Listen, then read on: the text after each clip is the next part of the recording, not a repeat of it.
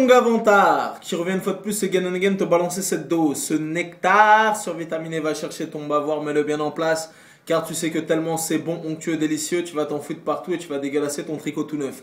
Le film du jour, ou devrais-je dire la banane du jour, s'intitule Renaissance. Et c'est une banane de plus pour Ryan Reynolds. S'il continue comme ça, je vais le boycotter. Et en allant voir ce film ce matin, j'ai eu une révélation. Quand sur une affiche, tu vois un film à mi-chemin entre tac et tac, quand le film n'a pas son identité propre, c'est un mauvais présage, tu vois. Donc je sais pas si tu as vu, sur les affiches de Renaissance, il y avait marqué un film à mi-chemin entre Looper et Source Code.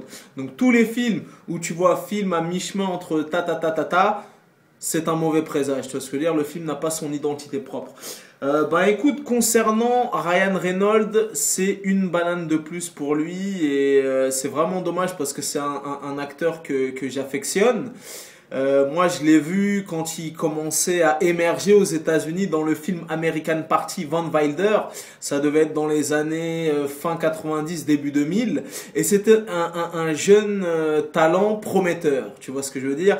Et par la suite, il a jamais réussi à percer, à s'imposer, tu vois. Donc oui, il a fait quelques comédies comme ça, à gauche à droite, mais depuis Green Lantern, il enchaîne flop sur flop, il enchaîne. Tu vois, par exemple, Green Lantern, ils avaient signé un deal, ça devait être une trilogie. Il a tourné dans Green Lantern, ça a tellement été un flop intersidéral que les deux autres, les deux autres qui devaient suivre ont été annulés. L'espèce de contrefaçon de Men in Black là qu'il a fait, ça a été un flop là. Je sais plus, NIPD, je sais pas quoi là, qui est sorti, je crois l'année dernière. Contrefaçon de Men in Black, flop. Captive qu'il a fait dernièrement, flop. The Voice là où il parlait à des chats et compagnie, flop. Il enchaîne flop sur flop. Il n'a pas de ligne directrice. Il prend un peu tout ce qui se propose à lui. Et voilà, même Buried, voilà, sur les 5 dernières années, que des flops. Moi, personnellement, de toi à moi, est-ce que tu peux me citer un film de Ryan Reynolds sur ces 5 dernières années qui t'a marqué, qui t'a transcendé ou qui t'a plu? Voilà. Captive, Buried, Green Lantern, voilà, une flopée, voilà, et celui-là, Renaissance que tu peux ajouter, donc voilà, il faut qu'il se ressaisisse. En plus, c'est dommage parce que Ryan Reynolds, il est jeune, tu vois, donc il a encore ce style de swag, il a encore ce style de prestance et de classe, mais ça prend pas, tu vois, ça prend pas. Ça prend pas, on lui file des blockbusters, on lui file des... Voilà, ça prend pas.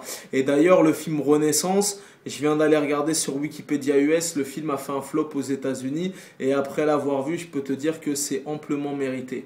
Voilà, donc le film en lui-même, il est nul, il est mou, il est lent, le scénario est à dormir debout, même les musiques. Tu vois, le score du film, quand il y a des scènes d'action, des poursuites et compagnie, enfin le peu d'action qu'il y a, même ça c'est nul, tu vois. Et même en étant dans la salle, je me suis dit, mais putain, c'est tellement nul. Ils ont fait des musiques au xylophone, au synthétiseur et tout, c'est nul. Ça colle même pas à l'action et compagnie. Je me suis dit, il faut que je vous en parle dans cette chronique.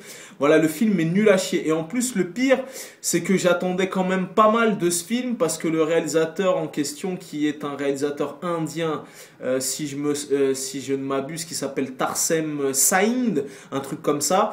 Il avait fait des bons films jusqu'à maintenant. Il avait réalisé The Cell avec Jennifer Lopez qui était sorti fin des années 90, début 2000. Dernièrement, il avait réalisé un film qui s'appelait Les Immortels, une espèce de contrefaçon de 300, super esthétique, super épuré, avec Robert Carville, là, le mec de la nouvelle franchise Superman. Et voilà, donc il avait fait 2 films vraiment bons. Je me suis dit, ben jamais 203, je pense que ce sera dans la même vibe. Et à l'arrivée, dégueulasse, voilà, dégueulasse. Dégueulasse, je vous le déconseille. Le film a fait un putain de flop aux États-Unis. Il est nul, il est mou, il est lent, et voilà. Et ce fameux réalisateur Tarsem Saïd, ou je sais pas quoi, c'est un réalisateur qui est issu du clip. Donc il a fait énormément de clips avant de passer le pas sur le long métrage, et c'est lui aussi qui avait fait la pub avec, comment elle s'appelle cette actrice, celle qui joue dans Erin Brockovich, là, comment elle s'appelle, putain, j'ai oublié, celle qui a les grandes dents, là. Julia Roberts, voilà, tu vois l'espèce de pub pour le parfum là, dans un monde de diktat. It's a beautiful day, où elle enlève les espèces de trucs dans un monde de diktat. Aurait-il un autre chemin? Voilà. Et ben c'est ce réalisateur là qui a réalisé cette pub. Donc voilà, il a fait de la pub, il a fait des clips. Il a fait du cinéma, il avait fait deux bons films, The Cell et Les Immortels, mais là pour Renaissance il s'est complètement loupé. Le film est nul à chier, il pue de la gueule, je vous le déconseille, je peux pas être plus explicite.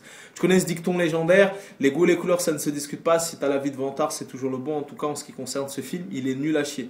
Je peux te dire même que je suis parti le voir ce matin, il y a même des gens qui sont partis avant la fin du film, ils n'ont pas eu la foi de rester jusqu'à la fin, il est nul. Ryan Reynolds, ressaisis-toi mon gars.